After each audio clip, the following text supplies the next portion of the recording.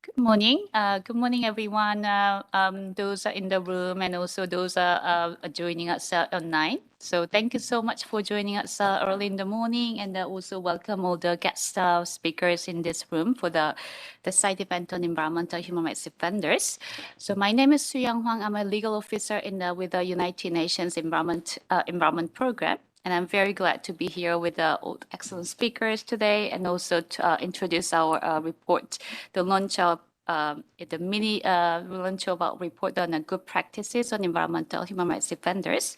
So on the outset, if I could explain a little bit about the project and what UNEP is doing on environmental human rights defenders. So environmental human rights defenders, as you would all agree, are one of the key important factors in protecting the environment and also protecting the human rights for themselves, but also for others. So UNEP has been working to support environmental defenders in many different ways by creating networks of the environmental defenders. So they don't work alone; they are not isolated. They work with other parts of the world and other defenders in the country, and so also providing a capacity building for defenders and producing knowledge materials and toolkits, and also connecting environmental defenders with the legal support. So and those are the examples of how we are working to protect and then also promote and support the environmental defenders.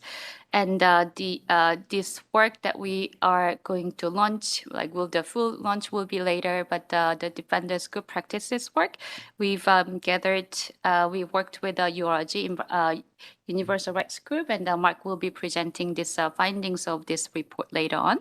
And we gathered over cases from over 180 countries, coming from the states and also coming from defenders themselves and civil society members and multi-stakeholders. So this is really to show how we can actually protect the environmental defenders better in practice, and to show the examples how it's actually done so that it can be replicated in elsewhere. And the support initiatives, we focus on three different areas. One is primary prevention, and second is secondary prevention, and also to facilitating access to justice and providing remedies to them. And we look forward to hear more from Mark on this later on the findings of the report. But first of all, let me actually open up this session by introducing our excellencies, speakers from Norway, Ambassador Smith, and also the DPR from the US, Kelly Billingsley. And we'll be joined later by the DPR of Costa Rica, Ambassador Shara Duncan-Villalobos. She's running a little late. So if I may, I'll give the floor to Ambassador Smith first. Over to you. Thank you so much, Suyang. It's a pleasure to be here. Excellencies, colleagues, friends, thanks to Universal Rights Group, UNEP, Geneva Environment Network, and OHCHR for organizing this event that focuses on a topic that is very high on the Norwegian human rights agenda. So when Norway put forward Resolution 40/11 in 2019, it was in recognition that environmental human rights defenders, including human rights defenders working on land rights and indigenous rights, were among those most exposed to threats, violence, and killings. It is deeply concerning to see that this trend has continued despite the unanimous support for the resolution. In 2021, according to Frontline defenders, environmental defenders represented more than half of all the human rights defenders that were killed. Environmental defenders are also among the most affected by other types of threats and harassment, including detention and persecution. According to Global Witness annual report released last week, over the last decade, more than 1,700 defenders have been killed trying to protect their land and resources. That is an average of one defender killed approximately every 2 days over 10 years. Resolution 40/11 contributed to increasing the awareness and recognition of this group and made visible the value of the protection mechanisms that exist. It also helped strengthening the connections between environmental and human rights organizations. We know that unfortunately a lot of work remains. There is a significant need for effective measures for this group of people. Faced with the triple environmental crisis, climate change, pollution, and a collapse of biodiversity, environmental defenders are essential agents of change. We reiterate again Norway's full support for environmental human rights defenders around the world. We welcome the new report on good practices to support environmental defenders, which we will hear more about here today. We look also forward to hearing from human rights defenders about what works and how we can build on these lessons in our efforts. We also welcome the establishment of a special rapporteur under the Aarhus Convention, the UN's first special rapporteur for environmental defenders, and the appointment of Michel Forst. We will continue working to strengthen the protection and to contribute to continued attention to the challenges and threats that environmental human rights defenders meet. I thank you. Thank you, Ambassador. It's really great to have Norway continue to support the environmental defenders, and we have a long way to go. But I think actually the resolution 40/11 was a really landmark, and we are very happy to support implementing the resolution.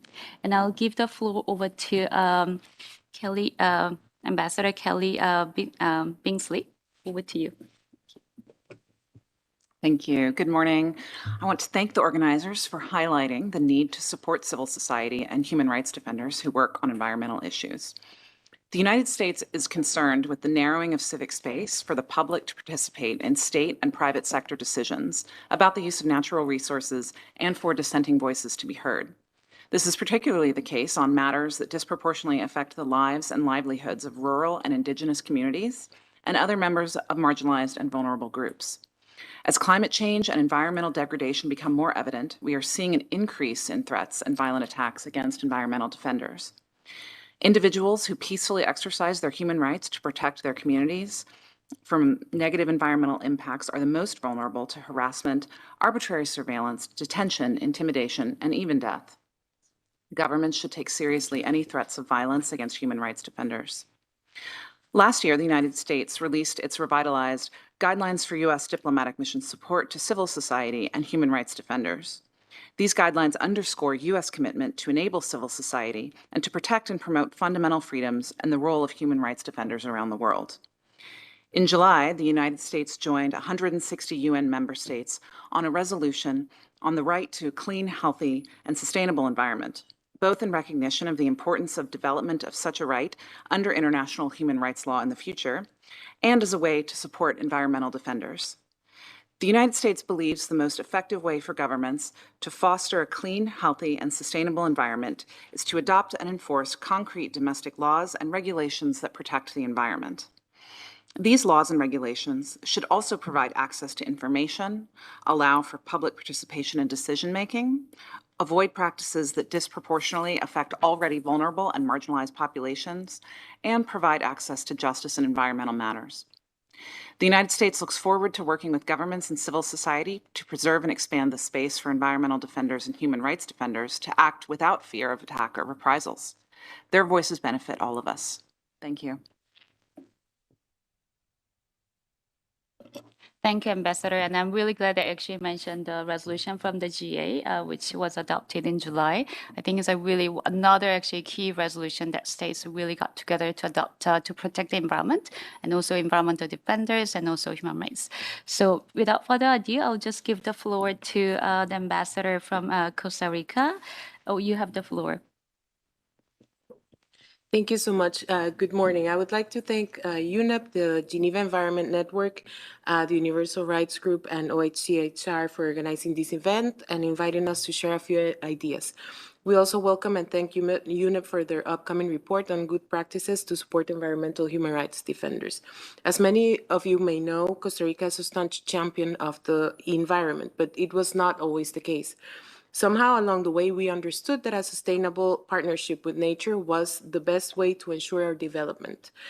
We are proud that we have been able to overturn the deforestation rates we had in the past, and for the past 25 to 30 years, and all of the other milestones that we have achieved.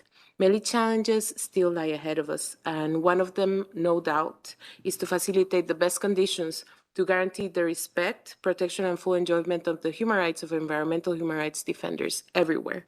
This issue is pledge number 1 in our candidacy to become member of the Human Rights Council starting next year.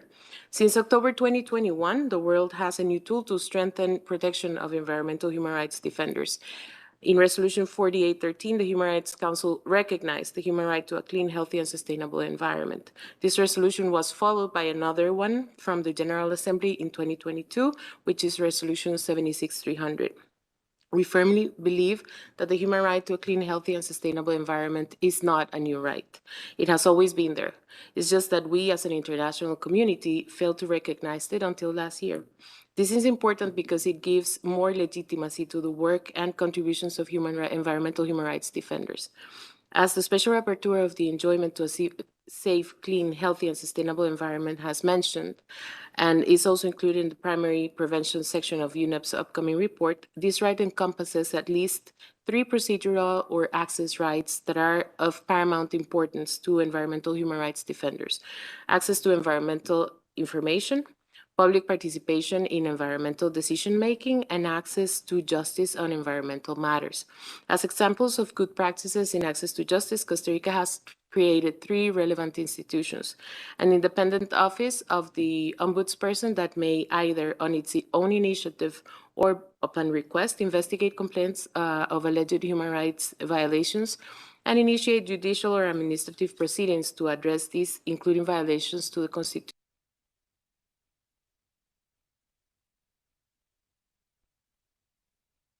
to hear complaints for violations of all laws protecting the environment and natural resources.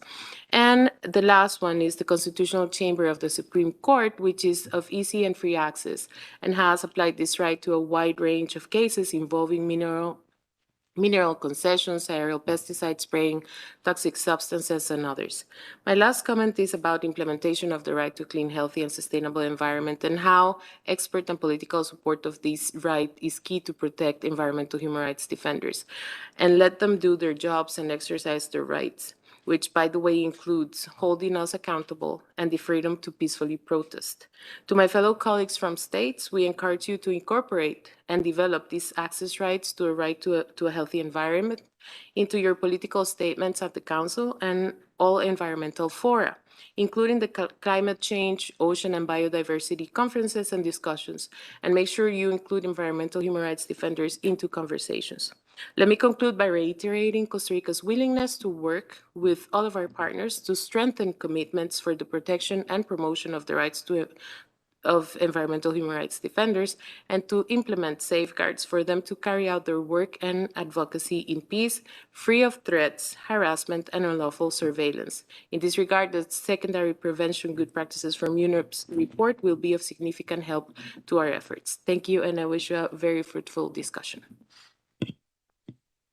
Thank you, Ambassador. I think you actually told us a lot of good practice that we can actually do in the implementation of the right to the environment and protection and promotion of environmental human rights defenders. So, and I'm really glad to see also how things are we call it normative cascade. So how one resolution is affecting other resolutions, and one country's action is affecting other countries. So we're building up a lot of good practices all together. So thank you so much, ambassadors. And I'll move on to the next speaker, Therese Arntzen from the OHCHR. So with OHCHR and UNEP, we've been working under the Secretary General's Call to Action for Human Rights. And under that work stream, we've been developing the guidance notes for UNCTs and UN colleagues for the protection and promotion of environmental human rights defenders. And she'll be presenting our work on this guidance and the importance of it.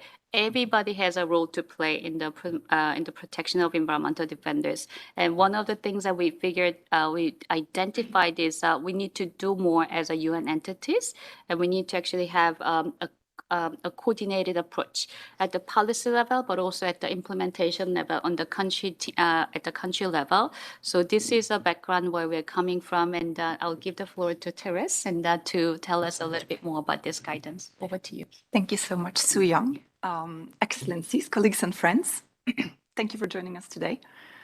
Every day, environmental human rights defenders are working tirelessly to protect our planet for future and current generations, and they do so at great personal cost. They're frequently subject to attacks, threats, and retaliation in their work. States do have a legal obligation to protect them from these threats, and businesses also have a responsibility to ensure that their conduct does not have adverse human rights impacts, and that includes on environmental defenders. The Council's resolution 40/11 that was already mentioned by the ambassador on environmental human rights defenders and the subsequent recognition of the human right to a clean, healthy and sustainable environment by the Council and by the General Assembly really adds to the toolbox that the UN system has to assist states to better uphold the rights of environmental human rights defenders. As Soo Young mentioned, under the Secretary General's call to action for human rights, the UN system has really been tasked with supporting states to better protect environmental human rights defenders and to develop specific guidance for UN resident coordinators and UN country teams to do so. The UN Human Rights Office developed this guidance jointly with UNEP, other UN entities, and with support of the URG. Really, at this point in time, with the triple planetary crisis hitting and worsening by the day, it's really just environmental human rights defenders that stand between us and future catastrophe. The UN guidance note for civic space, and that was issued in 2020, really outlines some principles that are also at the basis of our guidance for the UN system. And in there are three important principles: empowering defenders to meaningfully participate in decision-making, contributing to their protection, and promoting a safe and enabling civic space. And based on these, some of the specific actions that we highlight in our guidance to UN resident coordinators and country teams to better support environmental human rights defenders include promoting access to information on environmental matters specifically, increasing knowledge about how to engage with the UN system and its mechanisms, working with governments, parliaments, NHRIs, national authorities to promote laws and policies and projects that really relate to human rights and environment, and this also with international laws and policies. Excuse me. Importantly, to contribute to a positive narrative about defenders, to really counter this anti-development labeling that they're often met with, and to support defenders and communities, of course, to prevent and respond to attacks, with a specific eye to include actions tailored for the needs and risks of women defenders. Then working with states to strengthen justice, remedy, and accountability mechanisms. And this includes helping defenders to overcome barriers to access justice. Importantly, in terms of supporting private sector engagements, also support the creation of remedy mechanisms and to engage with businesses to enhance protection of defenders. Finally, also importantly, ensuring the free, prior and informed consent of Indigenous peoples in relation to projects that may impact their rights. The UN Human Rights Office, we're already working to support environmental human rights defenders around the world. For example, in Kenya and Mexico, we have been implementing a project to both protect and promote the right to a healthy environment and to support defenders specifically. And yeah, we look forward to continuing this work with you all. Thank you. Thank you, Therese. It's a pleasure actually working with the OHCHR and also other UN entities and to support the states and also the defenders themselves. So now we will turn into we heard from the states and from Geneva and also from the UN colleagues. So we'll move on to hear from the defenders themselves. So I'm having I have the two speakers with us online, and the first one is Alfred Brunel. He's an environmental activist, lawyer, and a professor at Yale and Northeastern University. And he also won the prestigious Goldman Environmental Prize in 2019. And he'll be joined by Mitzi, and who is a climate justice activist who co-founded Youth Advocates for Climate Action and Fridays for Future in the Philippines. So Alfred is joining joining us by video message. So I will invite him. Oh, online. Okay, great. So I'll invite Alfred. If you're online, please join us.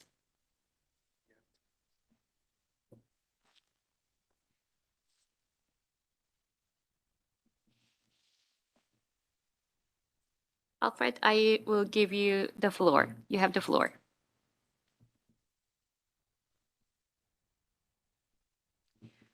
It seems like we have a bit of technical issues with Alfred, so I'll move on to Mitzi. So Mitzi, if you're ready, you have the floor.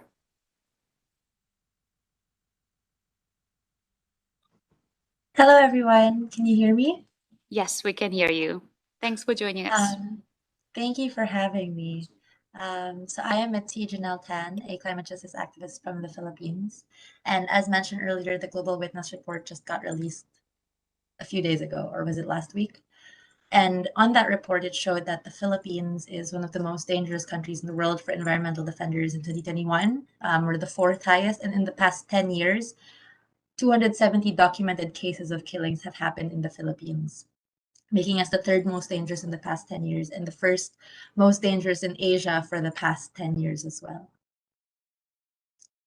We're seeing that more and more environmental defenders and young climate activists are being targeted and called terrorists, not just in countries in the global south, but also it's starting to happen in countries in the global north as well, where activism is being called terrorism, or there are more and more laws that are restricting people's movement. And so we need to come together even more to make sure that we support our environment and human rights defenders. It is a human right to a healthy environment, but yet we're not seeing the connections of the climate crisis and human security. There is no official text in the UN Climate Summit texts that call the climate crisis a human security issue. It's always just about the environmental impacts and about it's important to talk about loss and damages, but then it doesn't talk about how loss and damages includes the security of people. What happens when there is a drought and that drought causes famine and that famine causes war and causes migration? Is that still considered climate impacts, or is it not considered anymore? But even though it is, we have to really ensure that when we're supporting environment and human rights defenders, it's holistic in the sense that we support them with financial support and funding and amplifying their voices and communications and campaigns, but also ensuring that we create laws and policies in countries and member states to ensure that people are protected when they're protecting the environment, that we have laws. For example, in the Philippines, we don't have anything that protects our environmental defenders. We don't have any policies that ensure the safety of our people. Instead, we have policies like the anti-terror law that makes the definition of terrorism so vague that calling for system change, not climate change, could be considered terrorism. What we have to remember is that, as someone mentioned earlier already, we are in a triple planetary emergency. And common sense would make you think that because of this, we would be listening more to our environmental defenders and activists, yet instead, across the world, people are dying. Last February, a friend of mine, Chad Book, was killed by the government, by the military, because he was called a terrorist.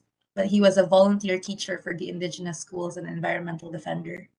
He was one of the reasons why I became a full-time activist in the first place, because he encouraged me. These are the people that we should be protecting, but these are the people that we're letting down. Thank you. Thank you so much, Mitzi, and we really appreciate what you're doing, and we're very sorry about your friend, and that actually pushes us to more and do our work better and more. Thank you, Mitzi. So now we have Alfred Brunel joined online, so I'll give the floor to Alfred. Alfred, over to you.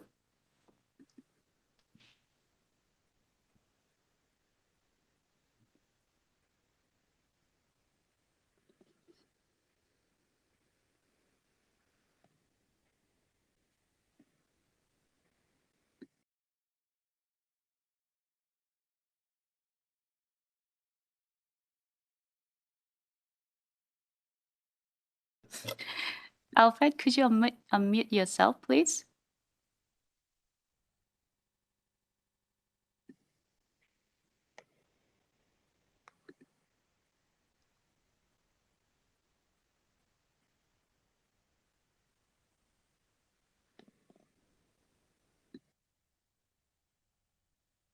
Alfred, could you hear us? I think you're unmuted, but I think there's some technical problems. So if that's okay, we'll move on to the next speaker and then come back to you. Okay.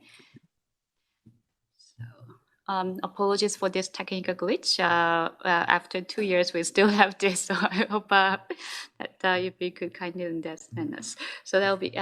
So we have another speaker, Andrew Anderson. He's an executive director from Frontline Defenders. So he'll be telling us more about what we can key aspects to consider when offering support to environmental defenders. So I'll invite. He's joined online, and I'll invite Andrew to take the floor. Andrew, over to you. Good morning. Thank you. I hope you can hear me fine. Yes. I'd like to thank, first of all, the organisers, the sponsors, the speakers, especially solidarity to Mitzi and the challenges that she and colleagues are facing in the Philippines. This is an important and timely topic, as others have already mentioned. Together with our partners in the Memorial Project, we documented 358 human rights defenders who were killed in 2021, of whom 59% were land, environment, and Indigenous peoples' rights defenders. So the level of violence facing environmental human rights defenders is incredibly high. But I must also say that criminalization, and some of what Mitzi was referring to there, is the most common violation facing environmental human rights defenders. I'd like to thank the Universal Rights Group, Mariana and Mark, for an excellent and timely report with many very practical recommendations. I'd like to welcome the focus on intersecting patterns of exclusion, discrimination, and marginalization, and how this exacerbates risks and limits access to protection for many environmental human rights defenders, and how gender and ethnicity are key factors in that. I saw a lot of good analysis of the context in the report, but I'd like to also stress corruption as a key driver of repressive action against environmental human rights defenders. Corruption often leads police or other security to be tools of repression, often corrupted at the local level, although sometimes also at the national level. Corruption often ensures hostile media and defamation, the smearing that Mitzi was talking about. And corruption often bolsters impunity for perpetrators and undermines access to justice for environmental defenders. Effective action against corruption is a necessary element of effective protection. As noted in the report, the most important element of protection comes from local communities. The importance of collective protection. Environmental defenders are nearly always engaged in collective struggles to protect the environment, and it's important to build on those community efforts and to strengthen collective protection. And presence on the ground is generally part of the strategy environmental defenders are implementing as part of their struggle. And it's important to understand that when looking at how to be most effective in supporting protection. So important to focus on building and sustaining community support, something which is often targeted by the perpetrators and the powerful, and to support building wide networks of those who support environmental defenders. In the report, there was some really good references to good practices.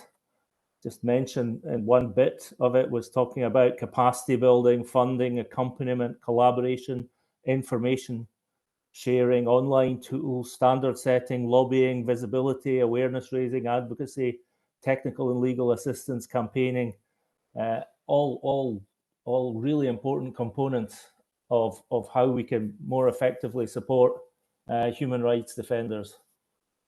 And I liked also that the report focuses on the challenge of enforcement as being equally, if not more important, than setting new standards and laws, whether that's at the international or the local level. And there was a part of the report that talked about the implementation of strong human rights and environmental protection standards is just as important as developing such standards in the first place. To this end, stakeholders have created mechanisms that range from specialized governmental bodies such as human rights and environmental prosecutors and courts, to international monitoring mechanisms and watchdog civil society initiatives. The creation of such prosecutors and ombudspersons is an example of good practice in this regard. I think that's something that's really important to stress in terms of how we can actually make a difference to those who are working on the ground. And an important other part of that is building, as I referred already, to building public and community support and how we can support environmental defenders to do that. It's also about building a practice of exercising rights. Freedom of association, expression, the ability to protest are not just something that we need to ensure are well respected in law, but they're something we need to do, to challenge, to mobilize people, to involve people in. And we need to document and expose the policing of protests, and we need to campaign and hold accountable those who abuse those engaged in protests. And I'd also like to stress the importance of accountability for businesses. The extractive industries and large mega projects are often key drivers of negative impacts on the environment and negative impacts on environmental defenders. And we strongly believe that compulsory environmental and human rights due diligence, whether that comes through an EU directive or other national or international efforts, is an important part of strengthening the protection of the environment and strengthening the protection of environmental human rights defenders. I think as the recent report from the UN also highlighted, it's important to focus on reprisals. Too often we see that environmental human rights defenders, as with other human rights defenders, who testify and speak out about human rights violations and negative impact on the environment, are targeted for that. It's particularly important when those people raise issues with the UN and or with other mechanisms that they receive enhanced protection.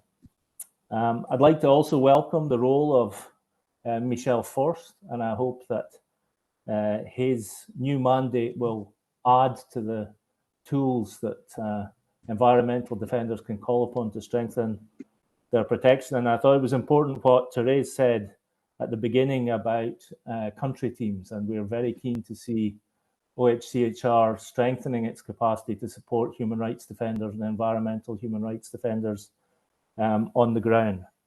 I would just like to mention one other thing, which is that we are seeing in many countries that the green transition that many people are talking about is not mitigating the risk for defenders, and that mining activities to provide supplies for that transition still prevent very negative impact for communities across many countries.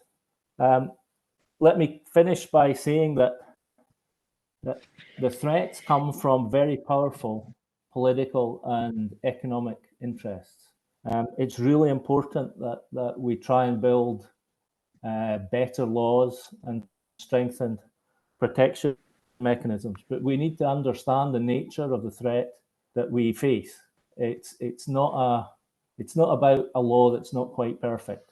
It's about powerful interests that have no respect for the environment and no respect for human rights. And we need to build the support of those struggling to challenge those powerful interests and hold them more to account. And solidarity, listening to environmental human rights defenders, lifting up their voices, making sure that we are supporting them in whatever way we can is really crucial, both to ensure their continued effective activism and to make a better impact in terms of the situation, in terms of the climate catastrophe that we're facing. Thank you very much.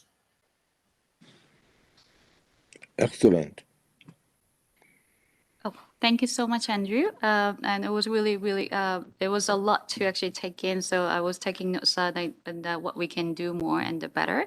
And I really liked what you mentioned of actually powerful interest. But I think here also there's a powerful interest to protect the environment and protect the environmental defenders. So I think we can stay hopeful and also in solidarity with this.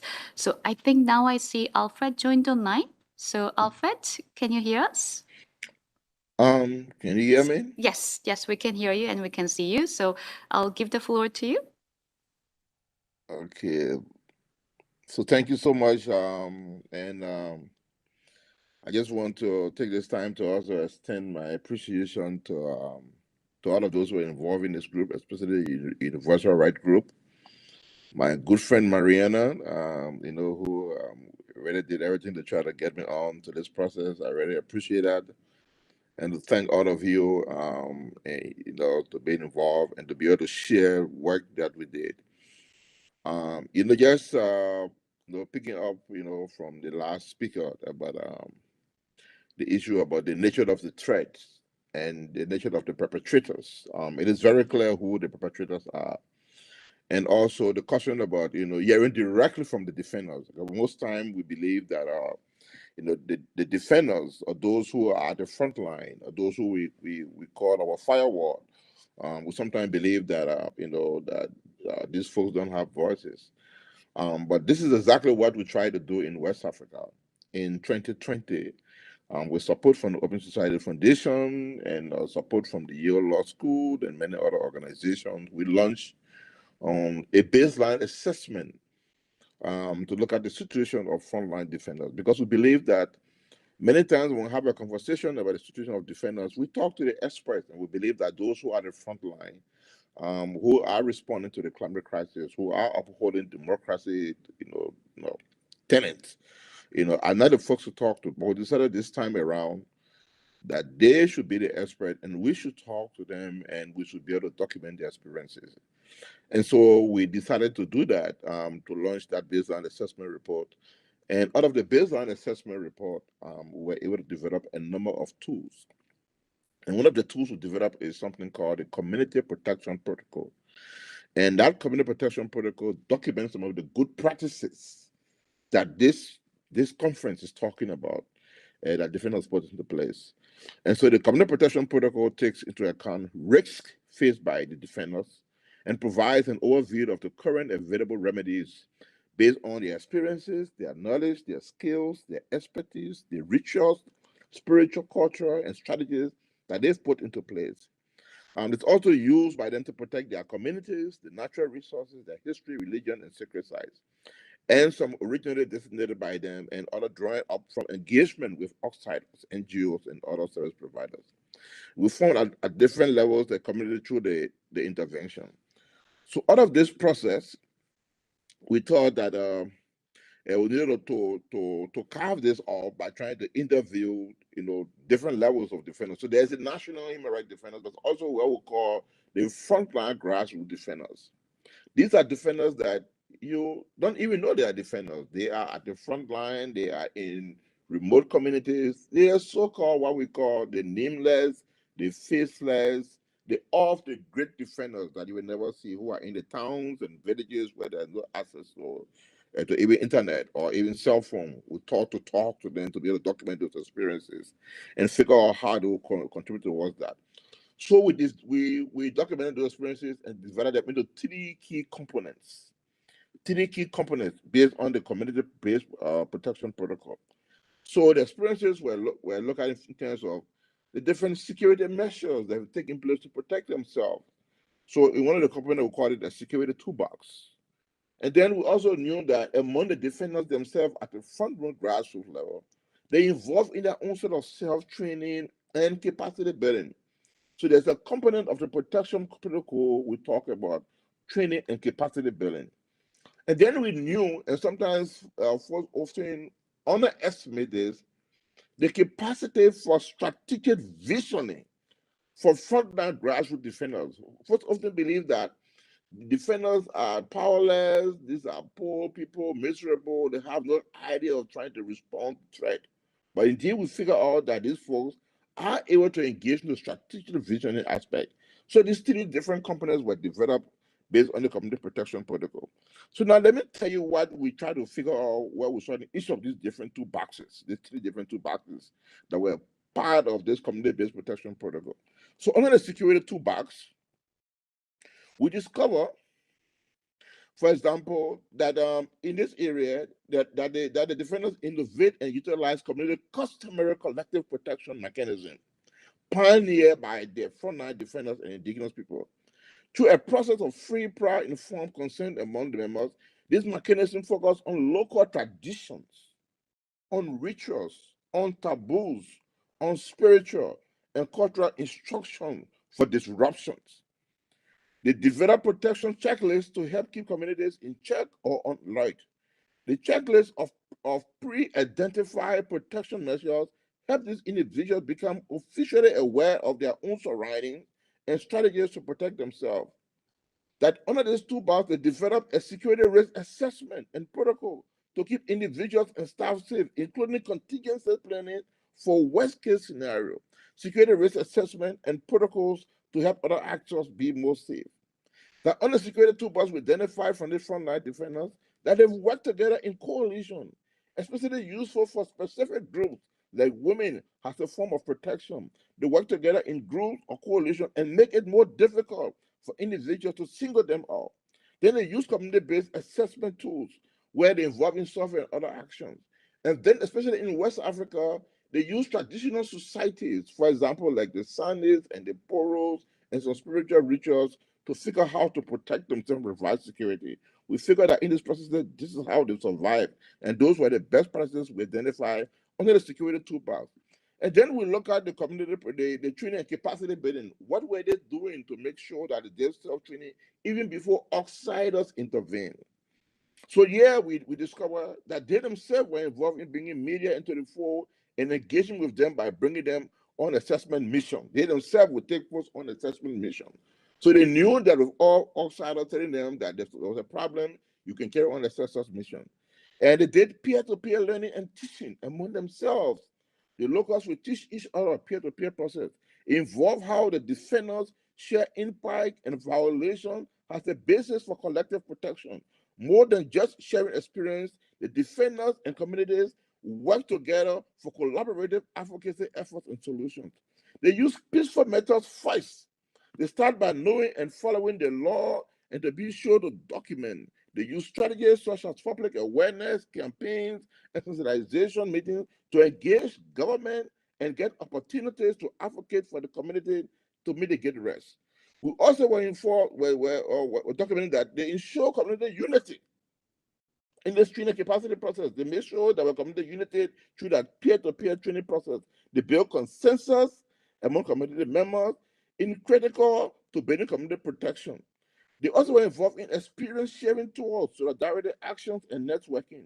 We discovered through this assessment that they were communicating with each other about shared challenges and experiences, and they helped with building solidarity, community protection, and strategy development. We also found out in this assessment that they were able to also use policy analysis. And most times, folks, because I'll say that those who are the front line, these defenders, most of them are semi-illiterate, uneducated. These are primitive people. But we were shocked to find out that policy analysis was used as a weapon to engage and hold the government accountable. The reviews of legal authority for existing laws that were harmful or could be improved and can challenge the law's legality and create opportunities.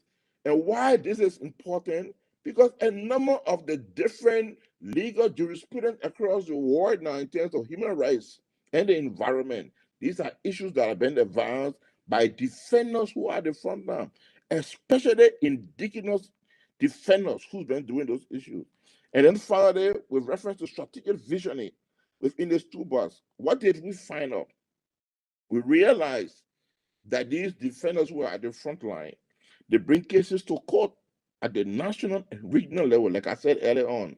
A number of the different jurisprudence we've seen across the world today in terms of advancing human rights and environment. were issues that were advanced by folks who were from the level of the front line. They were involved in litigation and protect individuals and communities in specific instances and lead to longer-term protection. They improve accessibility to real remedies for justice at the regional level. These regional solutions can be more accessible for some individuals and communities and can help avoid some of the challenges associated with addressing challenges at the higher level. They help companies accountable to different non-judicial different processes, like the OECD, like the compliant advisory ombudsman, like the roundtable on sustainable palm oil.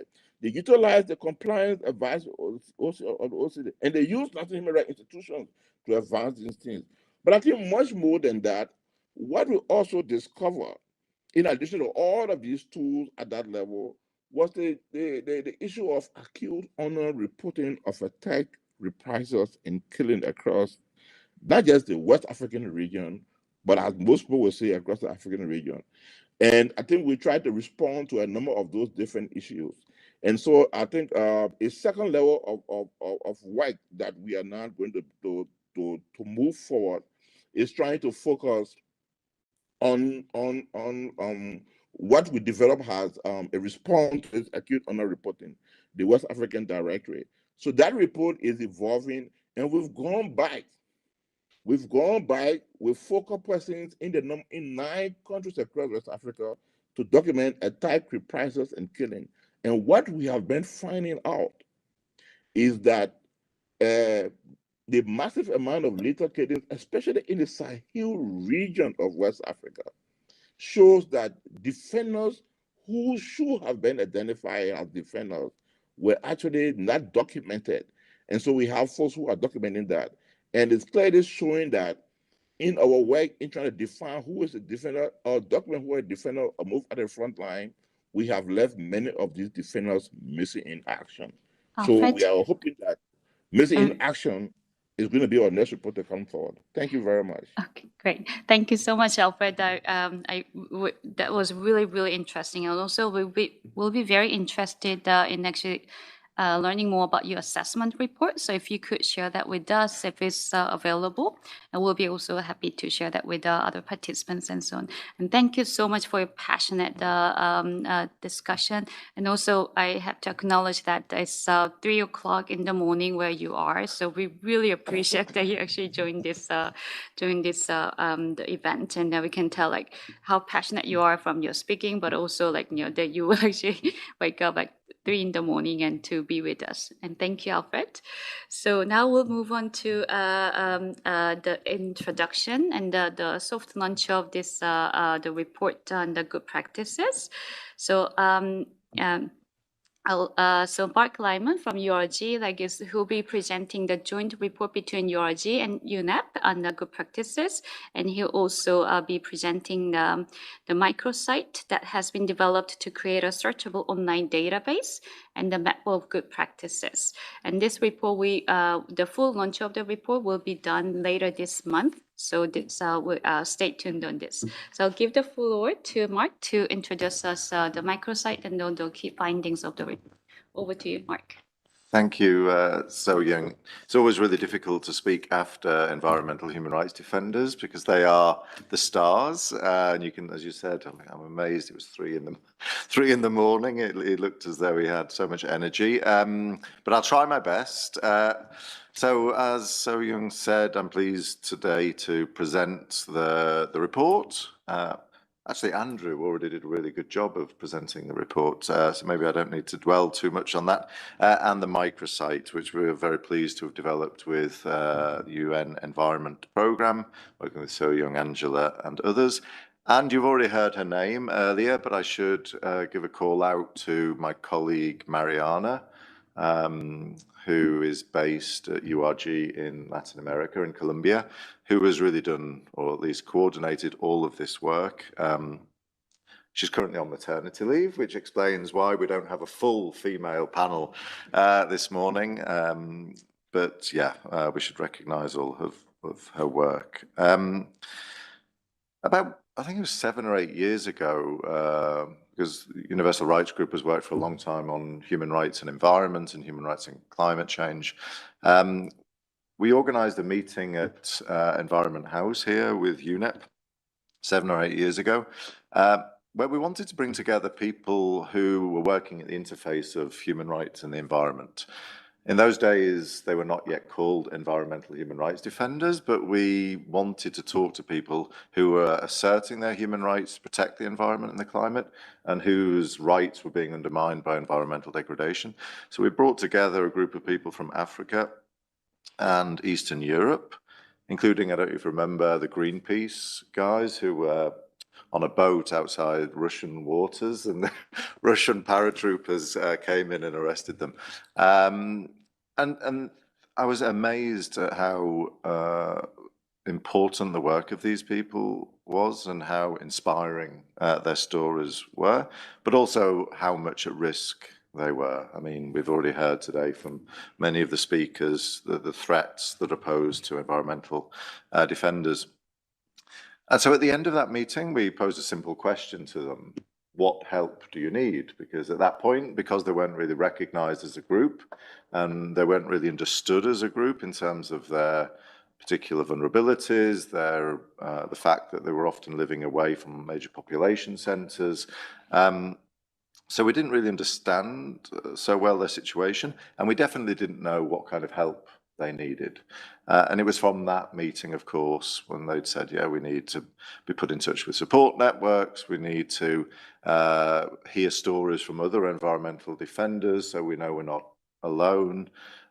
We need access to the UN human rights protection mechanisms, because, of course, they didn't really understand often how to access those mechanisms. And so we took all of those requests or demands, and we created environmentrights.org with UNEP and others, which provides all these resources. That was really the beginning of the story. Today, it's really impressive how much support there is for environmental defenders around the world. It's really mushroomed over the past 7, 8 years. And that explains the basis of this project, I think, which is to try and map all of the good practices when it comes to providing support to environmental defenders.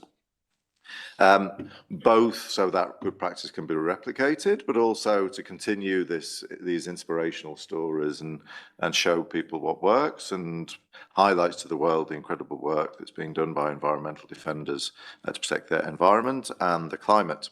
Okay, so the report is based on 3 regional consultations in Africa, Asia Pacific and Latin America, with both environmental defenders themselves and the support organizations. In addition, there was a global consultation and a global survey and focus group meetings. So you understand now why Mariana needed a break.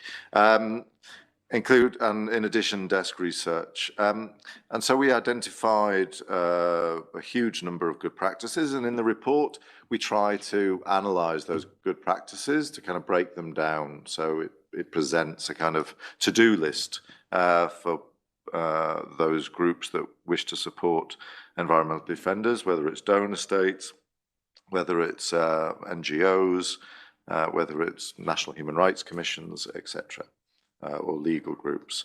The report acknowledges, once we'd analysed all of these good practices, that there's no one-size-fits-all,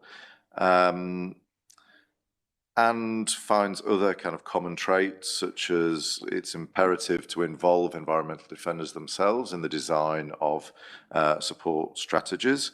And we found, or we identified, 3 main kind of clusters of support strategies.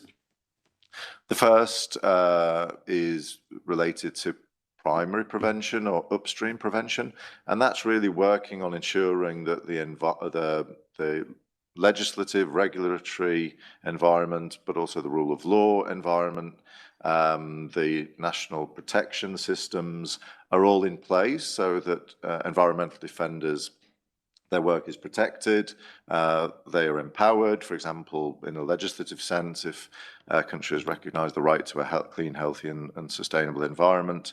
So it's really setting the general environment in a different way to we normally use environment in these meetings, but the general kind of rule of law institutional environment is one that is conducive to the work of environmental defenders and protects them.